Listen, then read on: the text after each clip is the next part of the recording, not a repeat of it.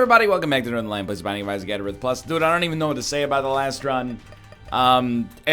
Look, when you re-roll into garbage, you're always gonna have the possibility to not have lost. Or at least not lost as badly. 6W, 2W, MVZ7. But when you have... Here's the way I look at it. We had garbage.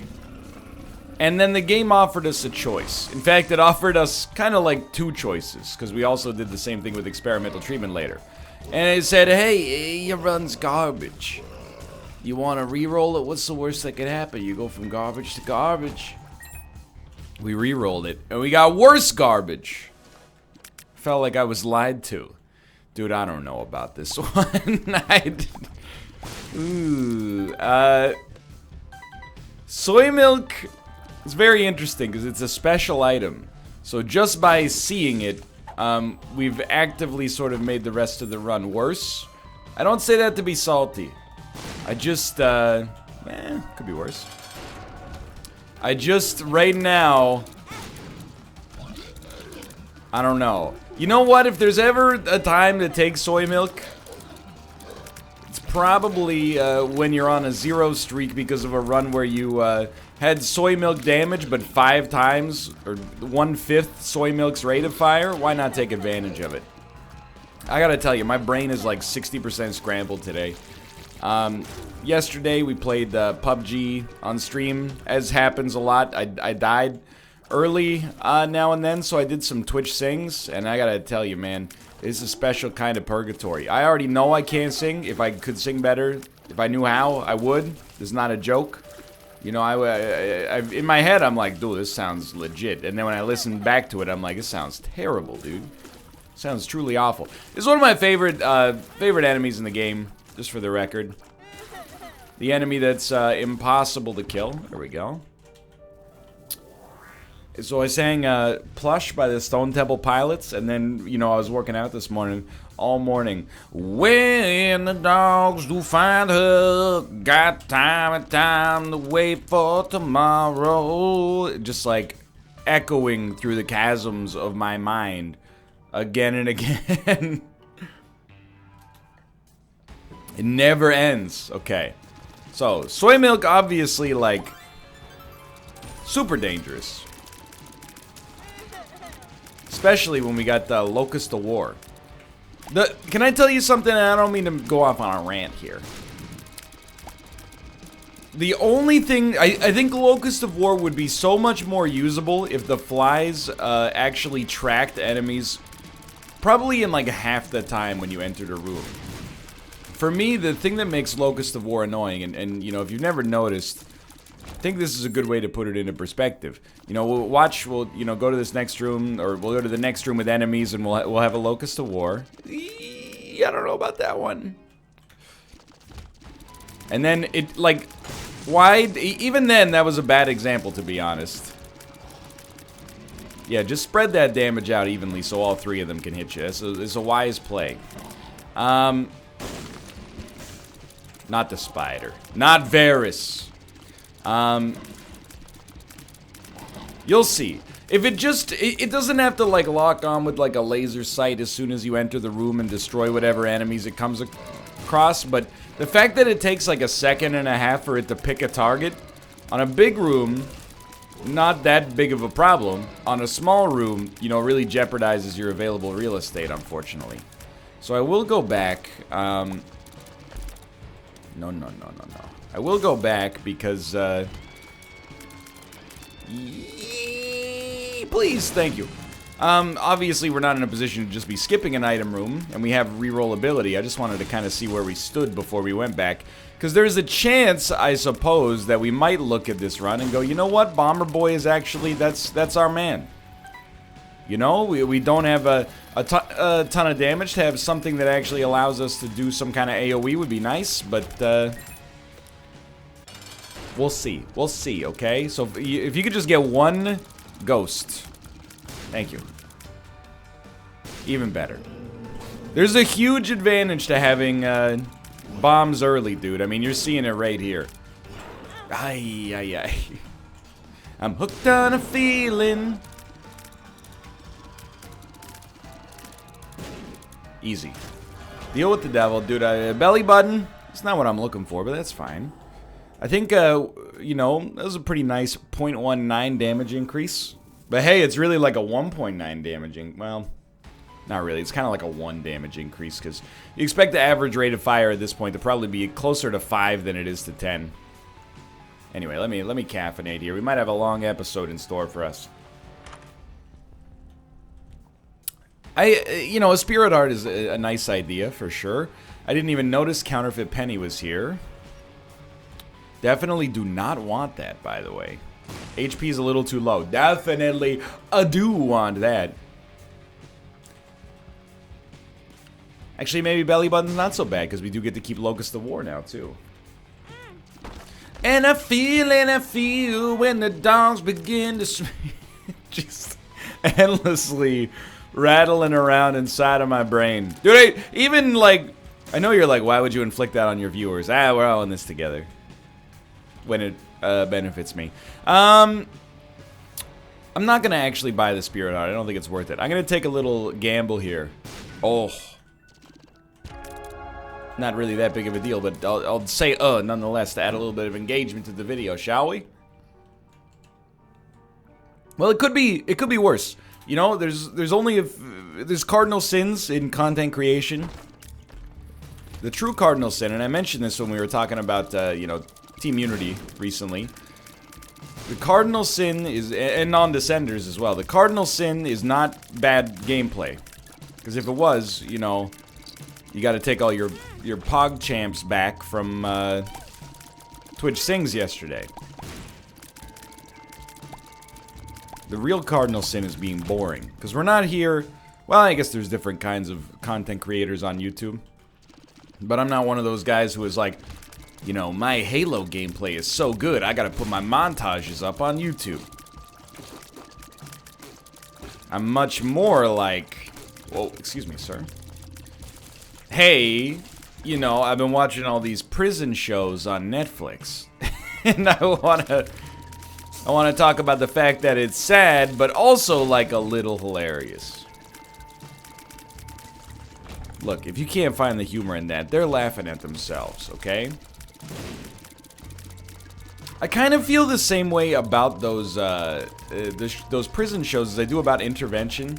It's a little different, I guess, because an Intervention, if you're not familiar, the joke that I always make, and I watched a little Intervention last night while I was folding laundry, is the same thing. Is like they you know, find someone addicted to drugs or their family puts them up or something like that. They go, the producers go to them and say, hey, we're making a documentary about, like, you know, heroin addiction. Can we film you? And then they're like, yeah, sure. And I'm sure they get, you know, paid scale or maybe even more. It was one of the top grossing non-fiction television programs of all time. Anyway, at some point during the show, they pull the wool out from under them and they go, surprise, dude, it's an intervention. What you didn't see when you saw us wearing the A&E shirts coming in? And they go, ah, you got me. Well, it's usually a little bit more explosive than that, but you get the idea.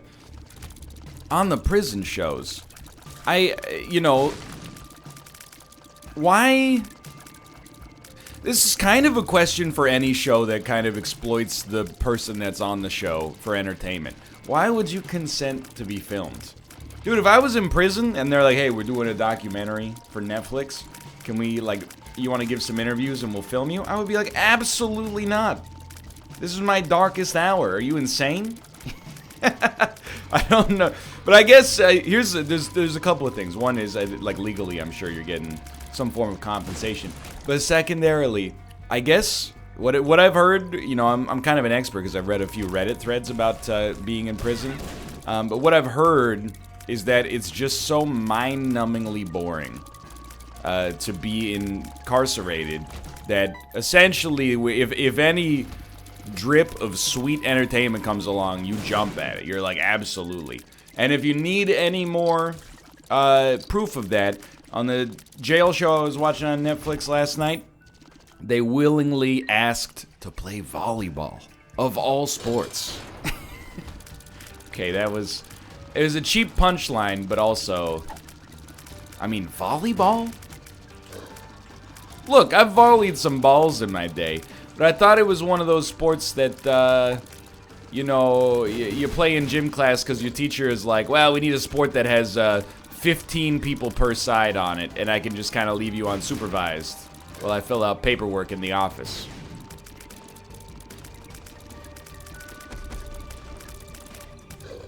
Big words coming from someone who follows ice hockey. Anyway, I'll just say it so you don't have to. So it's a pretty good description of soccer as well, except soccer is more exciting because sometimes the ball curve when it go into the goal, and when the ball curve, I go, whoa! That's me making fun of soccer fans, but I have to admit, when the ball curve, I do go, oh. Because that's pretty impressive. Okay, well, this run is taking its time, is just moving on. I will not forget about it after it's been gone. That's Boston, 1977. I don't know why I thought that was an arcade. I think I thought that the packed icon was like red text over the doorway. Cause, dude, this is getting to be a problem here. Now again, I took soy milk. We've been playing pretty well, in my opinion. Just kind of suffering from the perspective of, you know, we really need some dominant items. Here's the ideal setup here. Shop, sorry, not shop. Arcade gives us a blood bank, because that's no longer guaranteed. From that,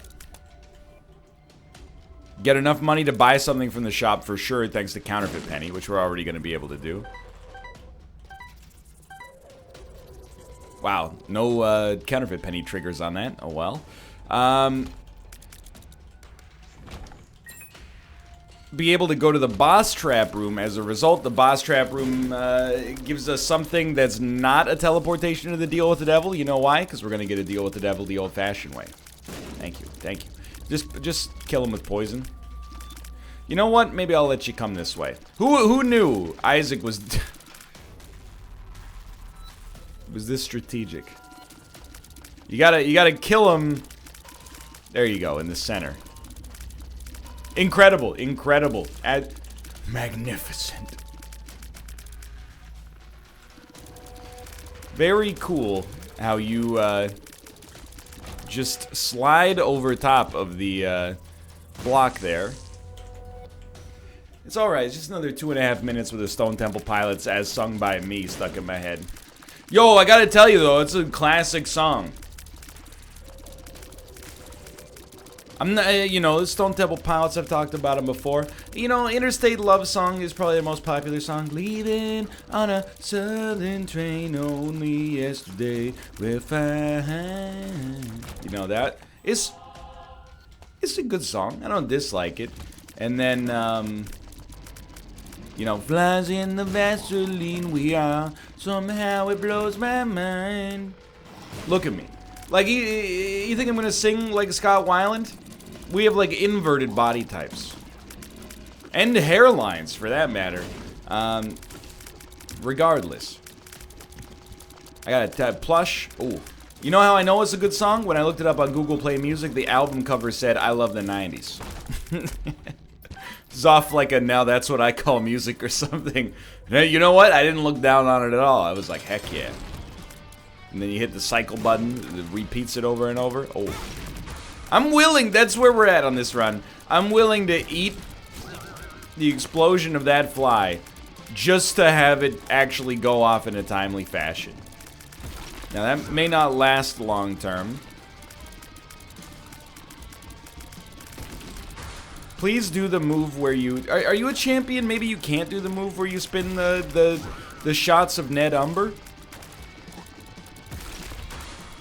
That's really the only way that... I mean, I need to hit you for like a several sustained second period here.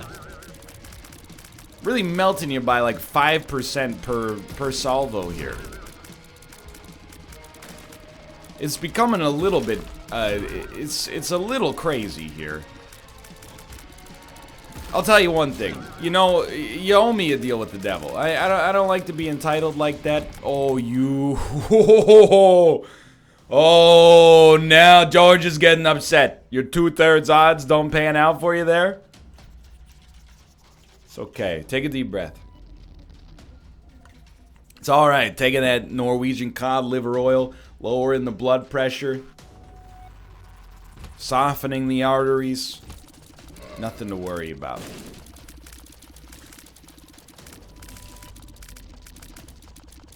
It's gonna be a nice, it's a meditative run.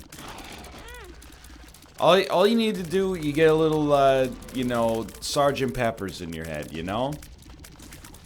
Little Ringo Starr. Get by with a little help from your friends, who in this case is Fate's Reward. Yo, gold and bombs is like the greatest gift you ever could have given me. We still got a chance to redeem ourselves somewhat on this floor. You know, hey, I'll level with you. At this point in my Isaac skill, or Isaac experience at least, I actually shouldn't have been hit by that. I should have expected that, you know, Locust of War would go off, ricochet the bomb into me, and not give me time to get away. I'm not even being facetious on that one. There, you know, I'm very quick to call out damage in some of these games as being, like, completely unavoidable. That one was, it looked unavoidable, but, you know, if you actually, like, three-eyed Raven it, you'd be fine. Yeah, sure, let's do it, dude.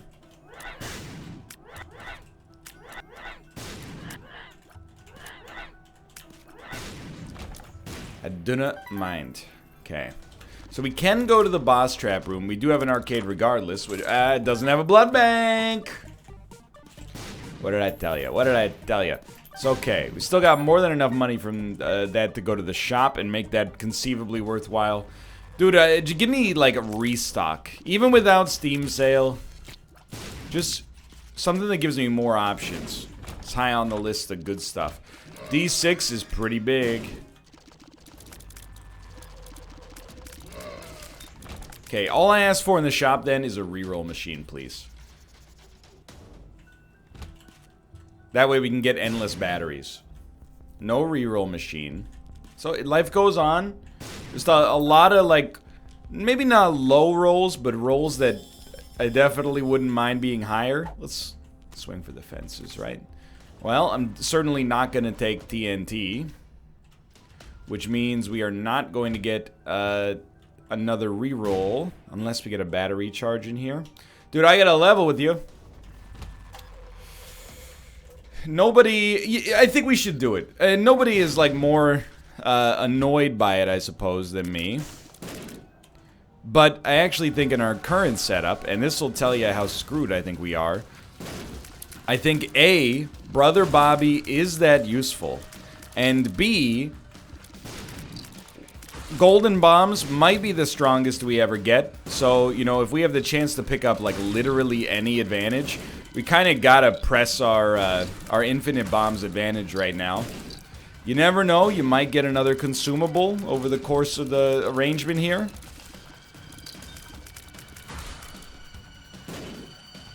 There's a, you never know, right? Like, am I finding more negative outcomes in Isaac because I'm looking for more negative outcomes? I don't know. It does seem like this and the last run are a slight statistical anomaly, I think. That's okay, though. This floor was fun. And you know what? Well worth it. Continue caffeinating here.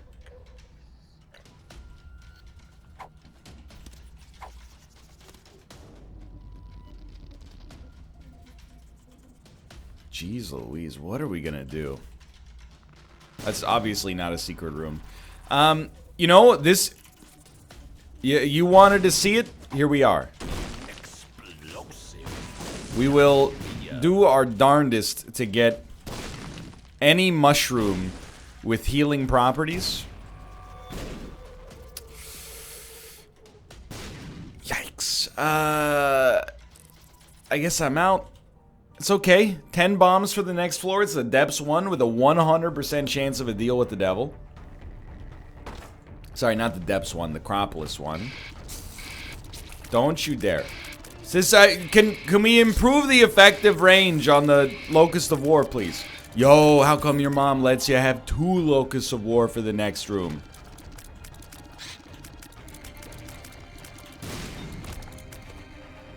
Bomb bag. Surprisingly, and I wouldn't even say helpful. I would say critical at this point.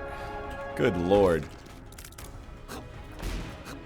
Okay, I do want to go to the curse room.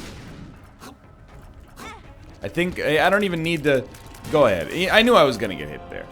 I don't even need to crunch the numbers. I know our HP is fine, like with the perspective of the Eternal Heart. Cool. Yeah, that's. It might not last that way forever, and this is it's not a great floor to have a Curse of the Unknown, but it is what it is. You know, I'm not gonna say we couldn't play better on this run. This is what, you know, is more entertaining this way, I think. Especially after, like, several months of, like, sustained, yeah, just go ahead. Oh, it didn't hit me! Several months of sustained conservative play. To let the Zane get out there a little bit feels good. Especially if we can actually, make it work. Maybe we got lucky in that sense that the fly didn't actually track the enemy. I don't know, dude. Do you think we need to save 9 bombs for the boss? Oh, thank you, thank you, thank you. Okay, I'll spend 2 keys real quick. Yeah, well, let's, you know, maybe not, but let's think about it.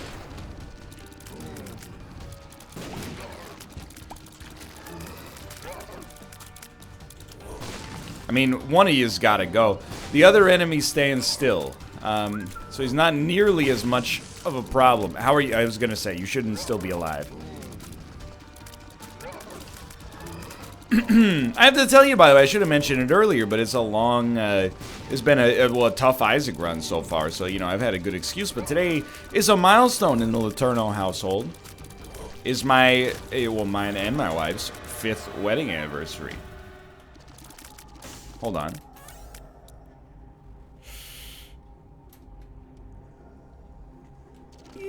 Yeah, let's do it, dude.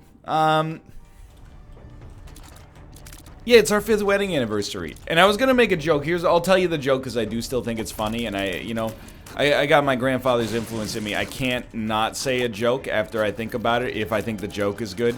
But what I was gonna say is, AKA the first real wedding anniversary, but that's not. But it is kind of like, you know, when you know, there's wedding anniversaries have like materials associated with them, like 50 years of marriage is associated with like gold. I'm pretty sure 5 is probably like wood, right? 5-year anniversary gift. What is it? It's wood. See, that's a real thing. Okay? What's the 1-year anniversary gift? I think it's paper. It's paper. There's nothing wrong with that. That's sentimental. But then you get the 2-year anniversary gift. 2-year anniversary gift is cotton. The 3rd-year gift is leather, and the 4th-year gift is fruit or flowers or electrical appliances. That's what I mean when I say it's the first, like, real one. I don't mean to besmirch, you know, people who have not been married as long as that. That's, you know, I mean, a little ridiculous. Like, my grandparents have been married for, like, I don't know, probably like 60 years. My parents have been married for, like, you know, 31 or 32 years. Dude, honestly, we gotta go red candle. I apologize to the D6, but it's gotta be done. And I'll take Dogtooth for just the worst damage upgrade you could ever ask for. 0.06, but still. So it's an exciting day, you know, and we're kinda, you know, we're doing something special. We're going to Japan, but we're also having a nice dinner tonight. It's, you know, 5 years. It's a long time. It's not a little time, at least. Gotta tell you, you know, I'm trying to. It's not that I don't want to get sentimental in the episode. It's just I want to think about like how I'm discussing it. You know, I think the longer I'm married, the more that sometimes it creates almost like a culture drift from some of my colleagues, not all, and also a little bit of Twitch chat. That's what I'm saying, and I'm not being rude about it. But you know, Like I mentioned on stream the other day, I was like, you know, I did dishes for like an hour. Because there were a lot of dishes, and some of them had caked on grime.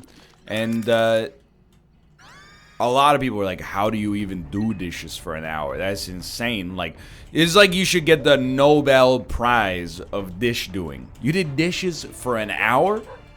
No, hold on. I don't want to blow that stuff up.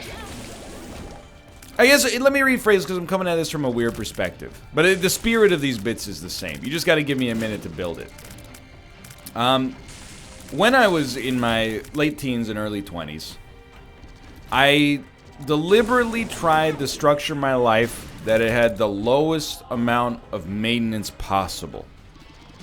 You know, I think a lot of young men, and you know, maybe some young women, but I don't know, because I didn't talk to a female until I was over the age of 20. They structure their lives in a very similar fashion. Like, I'll give you an example. I hate to jump on the same example every time, but my man Robert uses paper plates. Why does he use paper plates? Doesn't want to be arsed to do the dishes. I understand that. Oh, and a lot of people in chat are like, Robert, what the heck, dude? You're making gourmet meals and serving them on paper plates? It's a little bit of a dichotomy there. But then a lot of people are like, Rob's got it figured out, dude. You could save 90 minutes a week doing dishes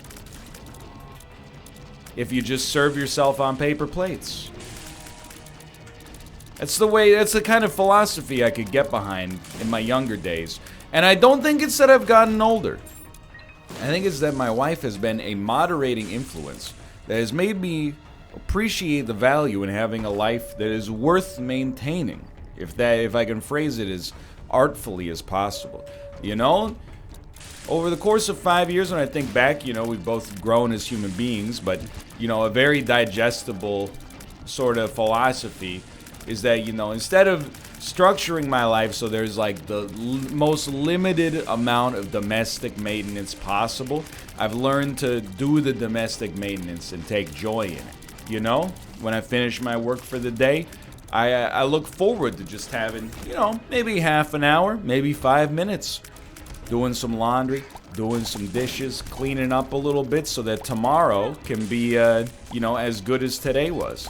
Whereas when I was, you know, in my early 20s and single, I would just be like, maybe I'll live in filth. Because if I clean, it's just going to get dirty again someday anyway. So why would I clean until the absolute last moment of Gotterdammerung, you know? And I've learned more valuable lessons than that over the course of marriage, but I think that there's a good lesson to glean from there, you know? I think a lot of young people, even people my age, of which, you know, there are a lot. I don't know. Do you think I'm still probably below the average age in the world, right? I mean, I'm not having a midlife crisis here. I'm for curiosity's sake. Average age of world population.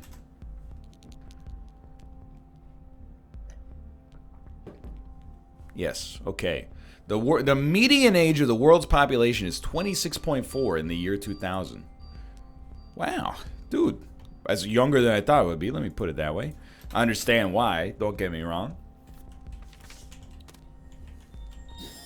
Tarot cloth. That's what you like to see. That's what you like to see. 40 bombs. But you know, I'm here to, and I've come to see myself. You know, I'm not like a thought leader. You know, in case that's not abundantly clear based on every single one of my anecdotes. But I'm okay with my position as being a moderating influence, you know? I like and I take pleasure in being that guy who's like, you know, I was living that life in my, you know, when I was living alone in Korea especially. It's like, well, what'd you do this weekend? Oh, you know, I mowed my lawn. Sucker, mowing your lawn. You're living your whole life just to be tied to your lawn. You know, the things you own end up owning you. Oh, what'd you do with your weekend? You know, 12 hours of Assassin's Creed. Times 2. I'm here to tell you, you know, don't, and you know, it happens to different people at different times, and probably some people never, but don't, there's a danger, I think, in trying to structure your adult life as you grow up in the ideal of you when you're 16 years old. I think, you know, maturing gracefully is a sensible thing to do. You know, sometimes on the NLSS I get roasted a little bit for doing adult things, and then it doesn't bother me as much as it used to, but you know, I'll be like, you know, what'd you do this weekend? You know, a nice, like, long walk. You know, we talked to our accountant about, you know, like, preparatory stuff for this year. People go, you're 100 years old. And I'm like, dude, I don't think it's that I'm 100. I think it's just that, like, a lot of streamers live in a well, let me rephrase, a permanent state of semi-adolescence, you know, where it's, like, college, but, like, forever. And to tie it back to the anniversary, that's why I have to thank not only my wife, but the institution of marriage itself, because I think were it not for that, I might be in the same boat. I might be like, you know what? What'd you do this weekend? I ate 6 Baconators. It owned. What'd you do this weekend? Oh, I took my kid to a soccer game. Wow! Aren't you jealous you're missing out on my 6 Baconator Saturday? Well, you know, there was a...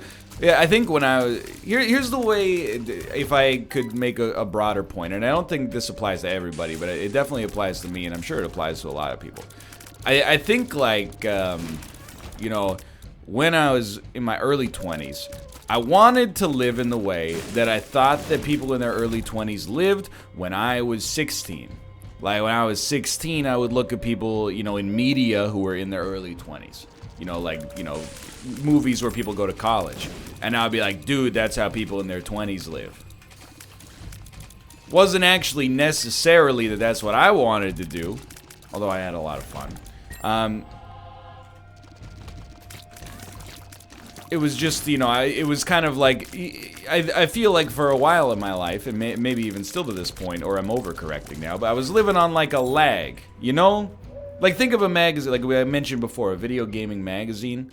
You know, by the time, if they want to put something in their January issue, they have to crystallize it in copy by like November 15th or something like that. That's kind of, you know, when I think back to how I spent my early 20s, I got a few regrets, but like, not a few.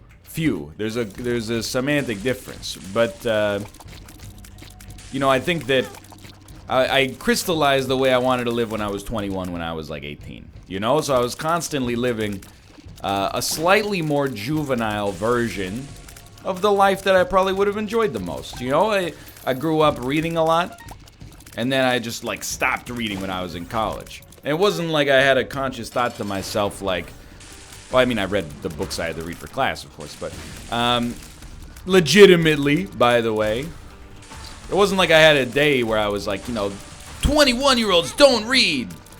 Chug. But I was just like, you know, and I was like, that reading phase of my life, that's over for now. Reading is for people under 16 and over 53. And now I feel like having a moderating influence in my life has helped me to, honestly, to become a better person. Because you get somebody, you know, like, there'll be, like, dishes in the sink.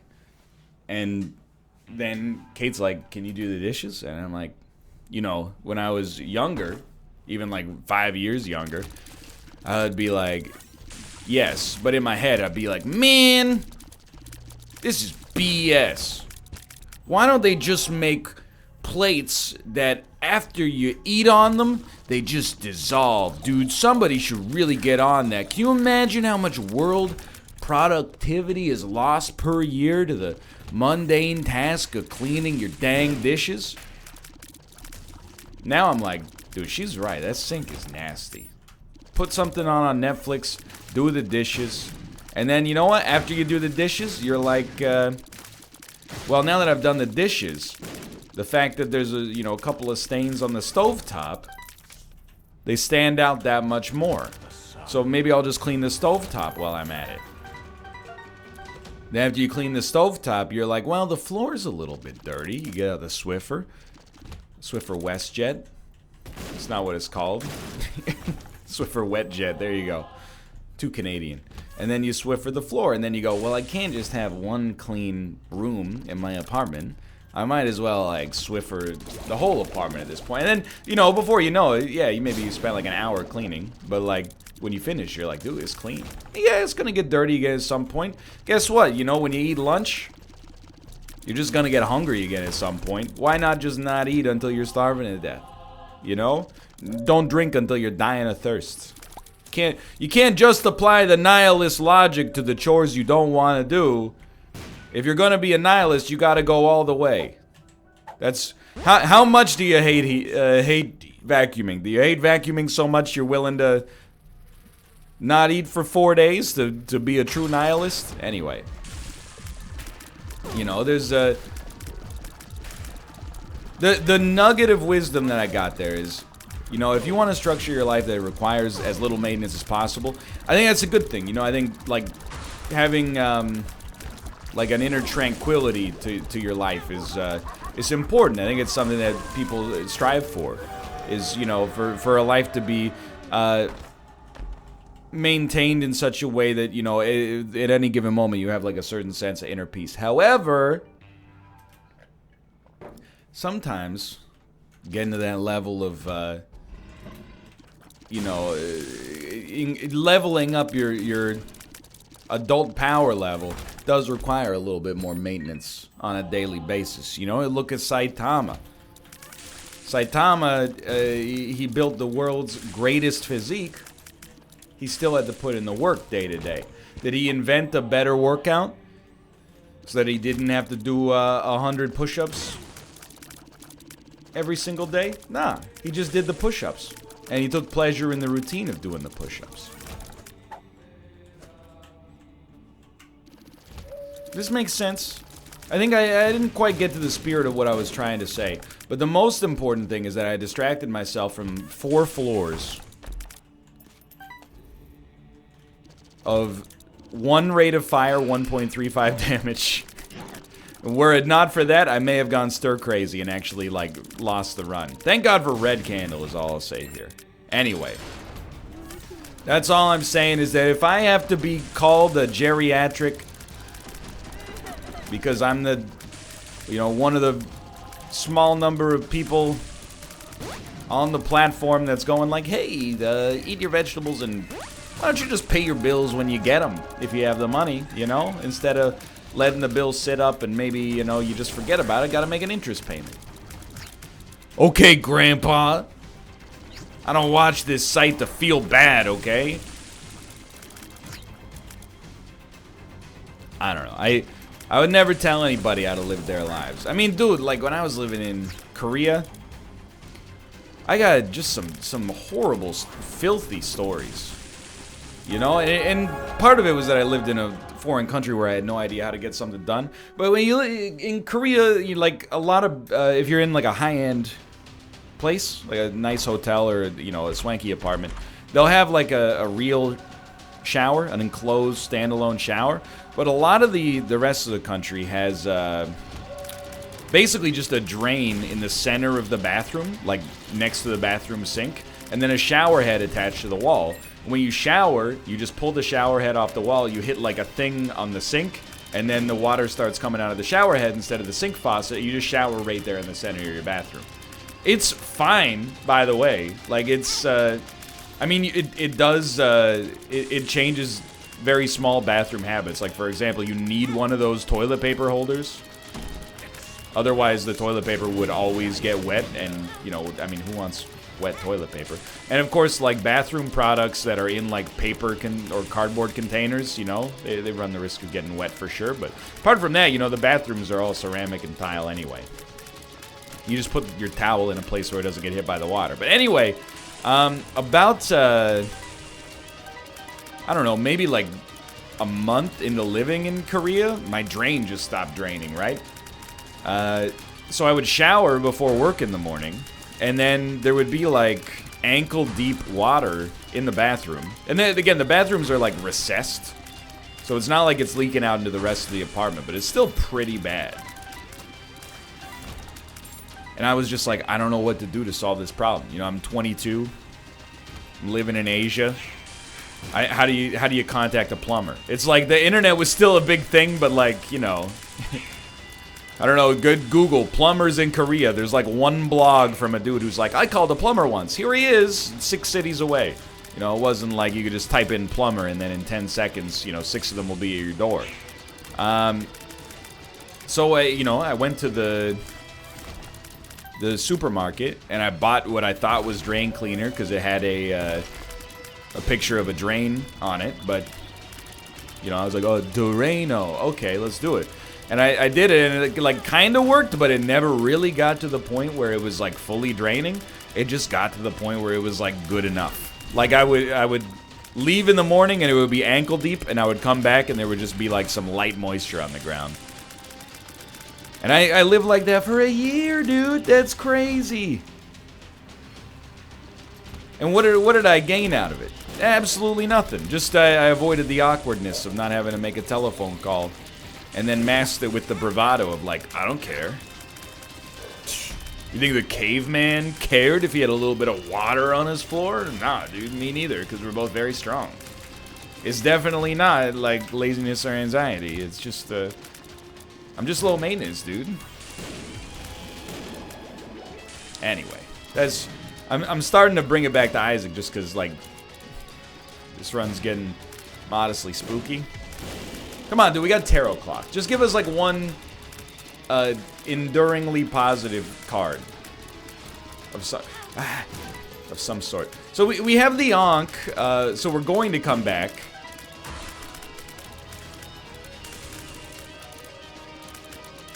But I would really rather wait on it until it's strictly necessary. That was a really good drop, honestly.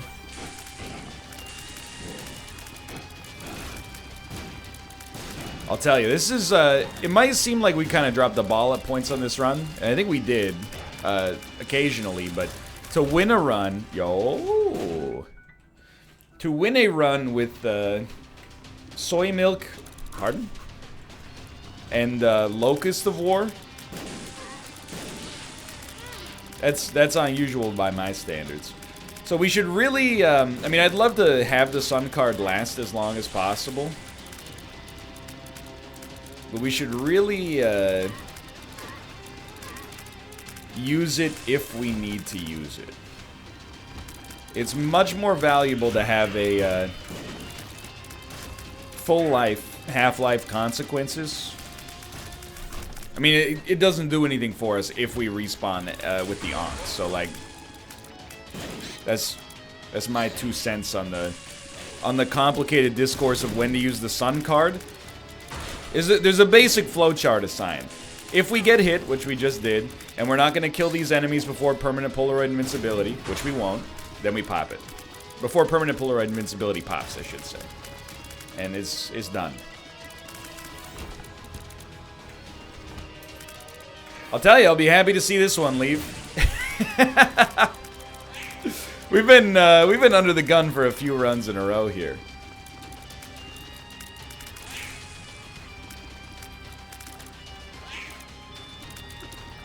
I just want to urinate, please. It's been 40 minutes. I obviously hate this room. I got back from the gym. I drank post-workout recovery drink. I've had a full cup of coffee here while we're doing this. I drank a protein shake. I sang the songs that remind us of the good times. I sang the songs that remind us of the best times. Please allow me. I would like to leave the run, please.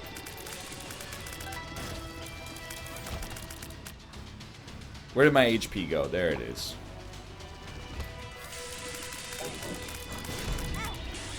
Beautiful drop from him there. I can't be mad. Dude, you know what? First off, we're getting hit a lot, yes. But I think we have to actually, and I resent the fact that this is where this run is at. I think we gotta leverage Lump of Coal for all it's worth. Like, Soy Milk Lump of Coal is Lump of Coal is a decent soft synergy. Sorry, there's a little Gungeon terminology making it in here. That's how you know the Isaac run is busted, dude, because it's as long as your average Gungeon run.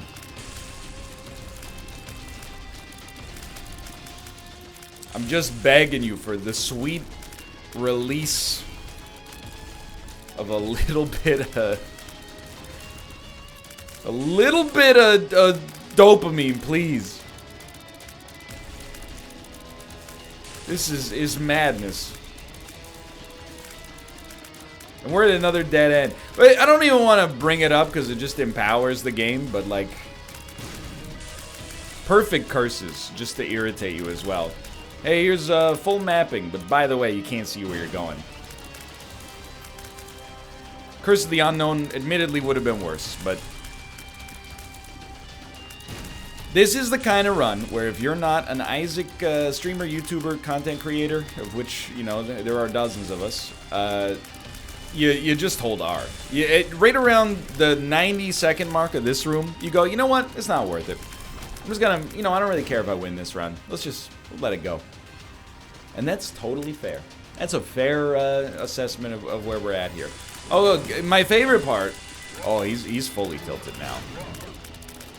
My favorite part of any chest run with this curse is when you hit your 15th dead end without having gotten a single new item on the chest, and you beg for the sweet release of death. Oh, that's dead end number 16.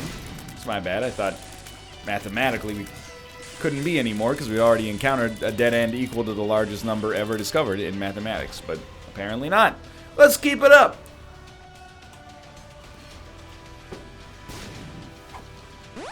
Okay.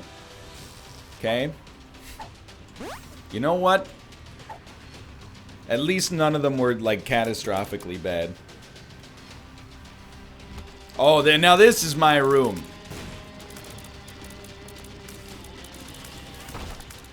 Oh my god, an item. And an item that's useful.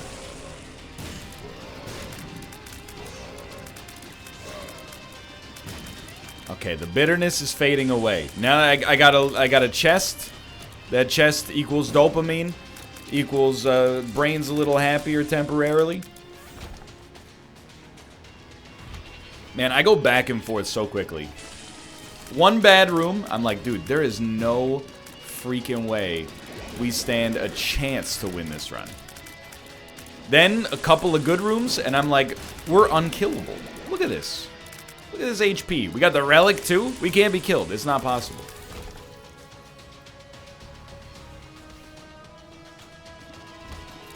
At least we knocked out, you know, the harder... Oh, that was a great hit on their part. At least we knocked out the harder archetypes right away. Like, double adversary's already gone. Did we fight double cage? No, but we fought double mega fatty.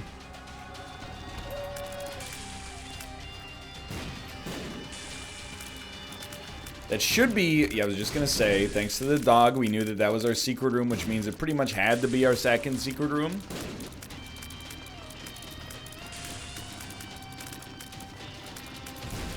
Oh my god. All the bomb synergies. And I mean that in a good way. It's like when it rains, it pours.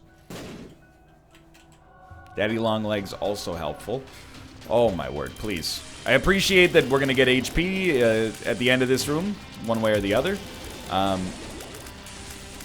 But at this point, I desire so greatly to find the boss. You've done it. Thank you.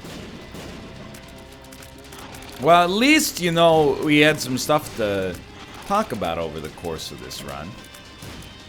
The gist of it is that, you know, I've come to embrace the fact that over the course, you know, of course I love my wife to begin with, but she's also, like, selfishly. Both my wife and my marriage have made me a better person. A better adult, but a better person as well. And that's, it's the true spirit of the happy anniversary today. The other thing that I've learned today is why take soy milk ever again? It's a much less necessary lesson and much less sentimental, but from an Isaac context, also valid. I don't think that I think soy milk and you know, it's lucky it caught us on a run in which we had 0 wins. Because were it not for that, I probably would have said, heck no. But instead, it showed up when we had 0 wins, and I said to myself, you know what? Why not give it a chance to pop? I don't think it's the fact that soy milk is bad that ruined this. I think it's the fact that the run was bad and soy milk doesn't help. But anyway, for now, thanks for watching. I hope you enjoyed it. If you did, click the like button. If it was a great deal, of course, subscribe if you want to see more in the future. For now, thanks for watching. I'll see you next time. See ya!